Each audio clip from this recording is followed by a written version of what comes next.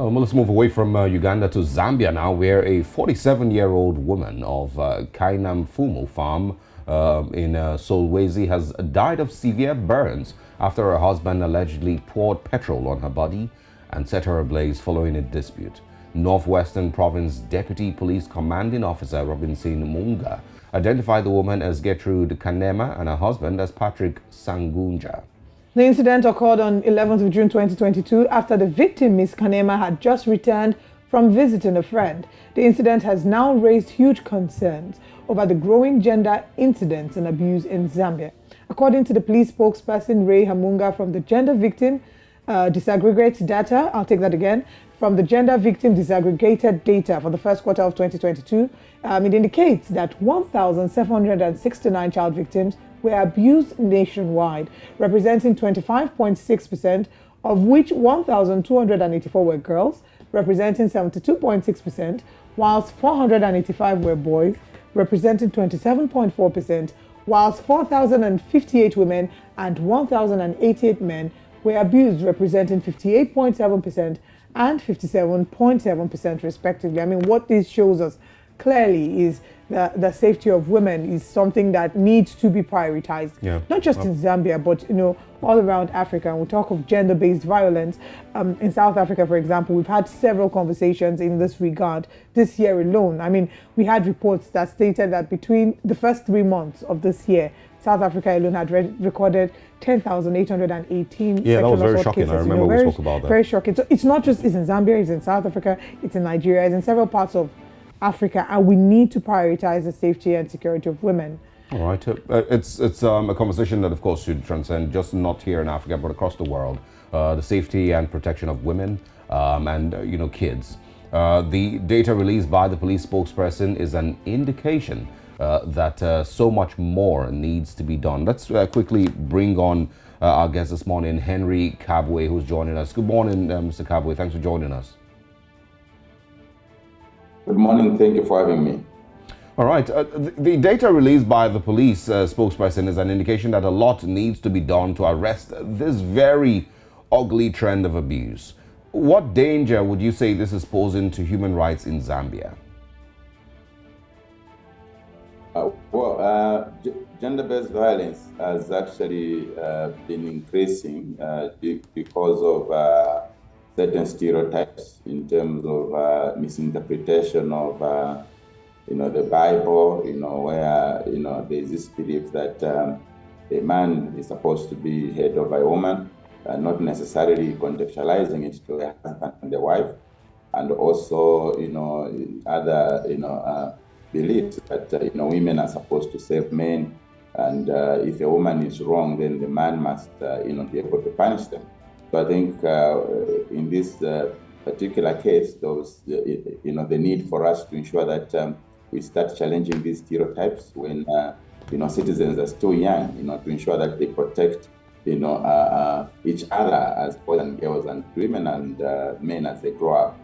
Is very important. It's the stereotypes that are created when we are children. We are taught to believe that boys are more intelligent. They're supposed to take care of women. Even when we are buying toys, we buy toys for girls and we buy toy cars, and for boys, indicating that boys are driving and girls are supposed to be bearing children for their men. So I think there's need for us to break some of those stereotypes. All right, now let's talk about the legal angle to this. I mean, in several parts of the continent where gender-based violence is a problem, we've seen the government and the lawmakers rising up to the occasion to try and put structures in place to curtail this and punish offenders. What is the position and the provision of the law when it comes to gender-based violence in Zambia? Well, apart from the marriage bill, which is supposed to be enacted, with which will stop child marriages in Zambia. Zambia has very progressive laws and policies when it comes to gender. In the previous regime, even a ministry dedicated entirely to gender issues. The challenge in our nation is enforcement. The law enforcement agencies do not, ensure that laws are applied, unless those things which they're trying to enforce are politically motivated. For example, the ruling party wants to deal with the opposition, they become very active. So there's need for us to ensure that law enforcement, focuses on social benefits, how we protect, our people, in our society. We have seen the growth of, youth-led gangs in our society, and criminal activities are taking place, but the law enforcers have not done much to ensure that those things are done. I can tell. So the policies are okay, the laws are okay, we are lacking enforcement. All right, I want us to also go further into something you mentioned, and those are stereotypes. And, these are things that have existed for a really, really long time, centuries maybe. It's not going to be easy to change some of these stereotypes that have led to increase in gender-based violence. The law can only do so much. The thinking needs to change also. I'm sure that you agree with that. Can you share with us, what your organization is advocating for as ways that this can be corrected? How can the thinking of the society in Zambia change? Well, first of all, we are supporting the comprehensive sexuality education, curriculum, which is been rolled out in our schools in Zambia.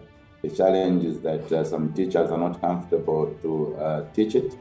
I think particularly those that may be abusing girls in terms of, having sexual relations with the learners, which is a very bad thing. So it's basically those teachers that still hold on to some of those stereotypes, it will be very difficult. But, slowly this curriculum is being rolled out, and we hope that it is going to be appreciated, by the learners, so that they understand the importance of boys respecting girls and girls respecting boys and living, in unity. I think that is very, very important.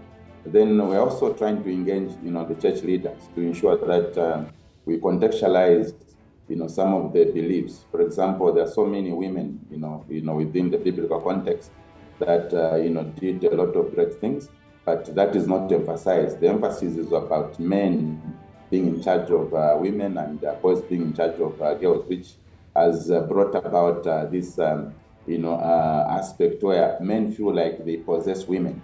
So those things must be challenged, because for that man to ban the woman, it means that he made a mistake, and as somebody who is more like an employee, he had to deal with that. So I think we need to correct that and ensure that relationships are based on love.